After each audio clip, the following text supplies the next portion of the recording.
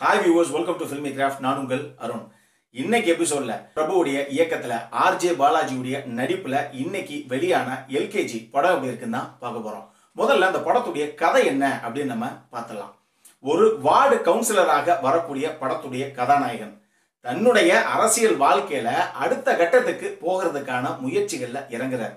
இதற்கப்புறம் என்னென்ன விஷயங்கள்லாம் நடந்தது அப்படிங்கறத அந்த படத்துடைய மொத்த கதையை. இந்த படம் பிரபுவுடைய முதல் படமாக வெளிவந்திருக்கு. இருந்தாலும் இந்த படத்துல எனக்கு ரொம்ப பிடிச்ச விஷயம் என்ன அப்படின்னா, இன்னைக்கு இருக்கிற அரசியல் களத்துல இப்படி ஒரு படத்தை எடுத்து வெளியே விடுறதுக்கே கண்டிப்பா கட்ஸ் வேணும். அதுக்காகவே பிரபுவுக்கு நம்மளுடைய பாராட்டுக்கள். ரெண்டாவது பாராட்டுக்கள் யாருக்கு அப்படின்னா ஆர்ஜே பாலாஜிக்கு. காரணம் என்னன்னா, ஒரு ஹீரோவா மட்டும்தான் நான் நடிப்பேன் அப்படின்னு இல்லாம இந்த படத்துக்கான அந்த ரைட்டிங் வேலையும் அவர் தான் பண்ணியிருக்காரு. கடந்த 2 வருஷ காலமாக என்னென்ன விஷயங்கள்லாம் தமிழ்நாடு கடந்து வந்துச்சோ அவ்வளவு விஷயங்களையும் அவ்வளவு சூப்பராக நேர்த்தியாக 2 மணி நேரத்துக்குள்ள வர்ற மாதிரி அவருடைய எழுத்துக்கள் பிரதிபலிச்சிருக்குன்னு சொல்லியிருக்கலாம். அவ்வளவு சூப்பரா ஒர்க் அவுட் ஆயிருக்கு. இப்போ படத்துடைய பாசிட்டிவ்ஸ் என்ன, நெகட்டிவ்ஸ் என்னன்னு பார்த்தலாம். படத்துடைய முதல் பாசிட்டிவ் ஆர்ஜே பாலாஜி மட்டுமே. அதுக்கு காரணம் என்ன அப்படின்னா, ஆர்ஜே பாலாஜியை நிஜ வாழ்க்கையில நமக்கு எப்படி ஒரு நபராக தெரியுமோ அதே மாதிரி ஒரு கதாபாத்திரம் தான் அவருக்கு படத்துல. அதனால ரொம்ப ஈஸியாக தூக்கி சாப்பிட்டு போயிருக்காரு. ஆனா நான் எதிர்பார்க்காத விஷயம் என்ன அப்படின்னா, நாஞ்சில் சம்பத்துக்கும் ஆர்ஜே பாலாஜிக்கும் இடையில ஒரு சென்டிமெண்ட் போர்ஷன், ஒரு டயலாக் வரும். அந்த சீன்ல ஆர்ஜே பாலாஜி அவ்வளவு சூப்பராக ஸ்கோர் பண்ணியிருப்பாரு. நான் எதிர்பார்க்கவே இல்லை அதை. ஆனா எனக்கு என்ன விஷயம் புரிஞ்சது அப்படின்னா, ஆர்ஜே பாலாஜியை வெறும் காமெடியனாக மட்டும் யூஸ் பண்ணாம நல்ல குணச்சித்திர வேடங்கள் இருந்தா கூட அவரை தயவு செஞ்சு யூஸ் பண்ணிக்கங்க. உண்மையாக ஒரு நல்ல ஆக்டர் தான் அவர். அதே மாதிரி ஆர்ஜே பாலாஜியை மட்டும் இல்ல, நீங்க பிரியா ஆனந்த் ஆகட்டும், ஜே.கே. ரித்தீஷ் ஆகட்டும், நாஞ்சில் சம்பத் ஆகட்டும், எல்லாரும் அவங்கவங்களுக்கு கொடுத்த கதாபாத்திரத்தை கணக்கச்சிதமாகவே பண்ணியிருக்காங்க அப்படின்னு சொல்லலாம். படத்துடைய ரெண்டாவது பாசிட்டிவ் படத்துடைய வசனங்கள். உதாரணத்துக்கு சொல்லணும்னா, சதுரங்க வேட்டை படத்துல ஒரு முக்கியமான வசனம் ஒன்று வரும்.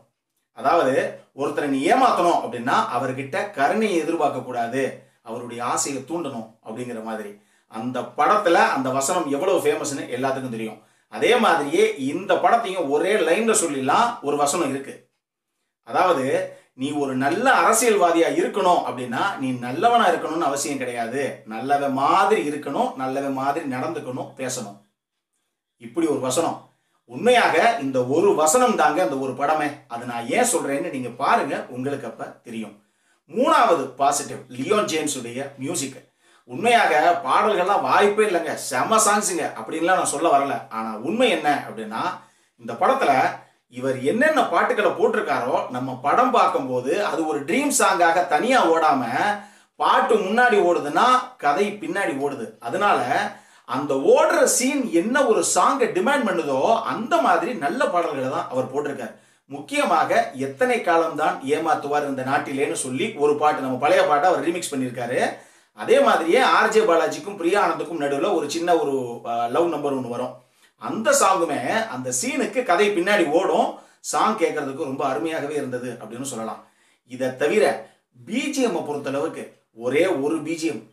ஆக்சுவலி ஆர்ஜே பாலாஜி ஹீரோயின் இருக்க ஒரு போர்டு ரூம் மாதிரி ஒரு கம்பெனில பேசிட்டு இருப்பாங்க. அந்த சீன்ல போய் ஒரு பஞ்ச் டைலாக் பேசுற மாதிரி அப்படி ஒரு டைலாக்கை தெரிக்க விட்டு அப்படி கிளாப்ஸ் வாங்குற மாதிரி ஒரு டைலாக்கை பேசிட்டு ரிட்டர்ன் அப்படி வருவாரு. அந்த டைம்ல அவர் திரும்பும் போது ஒரு பிஜிஎம் போட்டிருப்பாரு இவர்.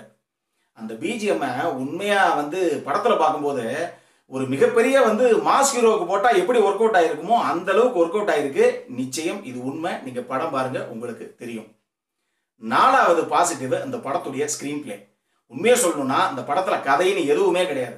நான் சொன்ன மாதிரியே கடந்த 2-2.5 வருஷ காலமாக நம்ம தமிழ் மக்கள் என்னென்ன அரசியல் நிகழ்வுகள் எல்லாத்தையும் கடந்து வந்தாங்களோ அவ்வளவையும் அப்படியே கட் ஷாட் பண்ணி, எதெல்லாம் முக்கியமான சம்பவங்கள் நடந்ததோ, எதெல்லாம் சோசியல் மீடியால கொடி கட்டி பறந்ததோ அவ்வளவு விஷயத்தையும் அழகாக 2 மணி நேரத்துல கட் பண்ணி உள்ள வச்சிருக்காங்க.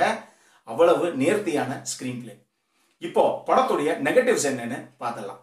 படத்துடைய நெகட்டிவாக எனக்கு பட்டது 2 விஷயம்தான். நெகட்டிவ் நம்பர் 1, இந்த படத்தை பொறுத்தளவுக்கு ஃபர்ஸ்ட் ஹாஃப், இது பர்சனலா சொல்றேன், ஃபர்ஸ்ட் ஹாஃப் சூப்பராக போயிடுச்சு. அதுவும் காமெடி கலந்து பயங்கர கவுண்டரோட சூப்பரா போச்சு. செகண்ட் ஹாஃப்ல இவங்க நினைச்சிருந்தா இன்னொரு 5-10 நிமிஷம் கட் பண்ணிருக்கலாம். ஆனா அவ்வளவுதான் கட் பண்ண முடியும்.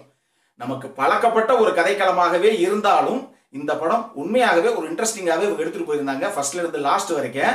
இந்த 5-10 நிமிஷத்தை தவிர. படத்துடைய 2வது நெகட்டிவாக எனக்கு பட்டது பிரியா ஆனந்துடைய லிப்சிங்க். அதுவும் ஜே.கே. ரித்தீஷும் பிரியா ஆனந்தும் பேசுற ஒரு ரூமுக்குள்ள பேசுற மாதிரி ஒரு டயலாக் ஒரு போர்ஷன் ஒன்று வருது. அதெல்லாம் பிரியா ஆனந்த் பேசுறதுக்கும் அவங்களுடைய டப்பிங் வாய்ஸ் வர்றதுக்கும் சம்பந்தமே கிடையாது, லிப் சிங்காகவே கிடையாது. இது 2 தான் முக்கியமான நெகட்டிவ்ஸ். இந்த படம் மொத்தமா எப்படி இருந்தது அப்படின்னு கேட்டீங்கன்னா, பெரிய எதிர்பார்ப்புகள் எதுவுமே இல்லாம ஜாலியா போய் என்ஜாய் பண்ணிட்டு வரலாமா அப்படின்னு போனீங்கன்னா நிச்சயமாக ஒரு தடவை எல்லாரும் குடும்பத்தோட போய் இந்த படத்தை பார்த்து ரசிக்கலாம். இந்த படத்துக்கு ஃபில்மி கிராஃப்ட் கொடுக்கக்கூடிய ரேட்டிங் 7.5 அவுட் ஆஃப் 10. இந்த வீடியோ பிடிச்சிருந்ததுன்னா லைக் பண்ணுங்க, ரொம்ப பிடிச்சிருந்ததுன்னா உங்க ஃப்ரெண்ட்ஸ் எல்லாத்துக்கும் ஷேர் பண்ணுங்க. உங்களுடைய கருத்துக்கள் ஏதாவது இருந்தது அப்படின்னா கீழே இருக்க கமெண்ட் செக்ஷன்ல எங்களுக்கு தெரிவிங்க. வீடியோவை க்ளோஸ் பண்றதுக்கு முன்னாடி சப்ஸ்கிரைப் பண்ணுங்க. சப்ஸ்கிரைப் பண்ணும்போது பக்கத்தில் இருக்க நோட்டிஃபிகேஷன் பெல் ஐக்கானையும் கிளிக் பண்ணுங்க. அப்பதான் எங்களுடைய வீடியோஸ் எல்லாம் உங்களை ஆன் டைம் வந்து சேரும். இதே மாதிரி இன்னொரு வீடியோவோட அடுத்த முறை உங்களை சந்திக்கிற வரைக்கும் it is Arun signing off. Bye.